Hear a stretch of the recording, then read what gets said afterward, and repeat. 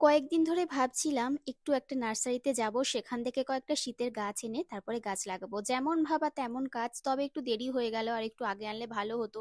মায়ের সাথে গেছিলাম, আমার বাড়ি যেহেতু শ্যামনগর কল্যাণীর একটা নার্সারিতে, বেশ অনেকটা দূর আমার বাড়ির থেকে। তো যাই হোক, যারা গাছপ্রেমী, গাছ লাগাতে ভালোবাসে, তাদের জন্য এই কষ্টটা কোনো কষ্টই নয়। কিন্তু গাছটা এনেছিলাম একদিন আগে, কিন্তু গাছগুলো দেখো কেমন একটু মূর্ছে গেছে। আর এই ফলন মানে ফুল হয়েছে যে গাছগুলো, ওগুলো আমাকে মা এনে দিয়েছে।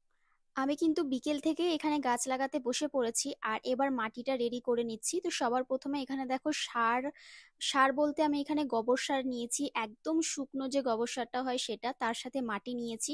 আর আমাদের বাড়িতে সবজি পচা, ফুল, যত সমস্ত যা কিছু সব কিন্তু এখানে তোমার একসাথে জোগাড় করে সেটাকে সার হিসাবে মাটির সাথে মিশিয়ে ব্যবহার করা হয়। সবার প্রথমে আমি কিন্তু এর গ্রো ব্যাগের মধ্যে কিন্তু ফুল ফল লাগাবো। তো সবার প্রথমে একটু কাঠের গুঁড়ো দিলাম, আমাদের বাড়িতে ছিল কাঠের যে ছালগুলো হয়। আর তারপরে তোমরা চাইলে সবজির খোসা, তারপরে ডিমের যে খোলাগুলো সেগুলো দিতে পারো। আর দিয়ে এবার কিন্তু আমি ওপরে গোবর মাটি আর মাটিটা দিয়ে এবার গাছটা বসিয়ে দিলাম। সবার প্রথমে এই গাছগুলোই বসাবো, কারণ এই গাছগুলো একটু একটু নেতিয়ে গেছিল সকালের দিকে, আমি জলে ভিজিয়ে রেখেছিলাম বলে গোড়া থেকে মাটিটা ধুয়ে গেছে, তাই এই গাছগুলোই আগে বসিয়ে নিলাম।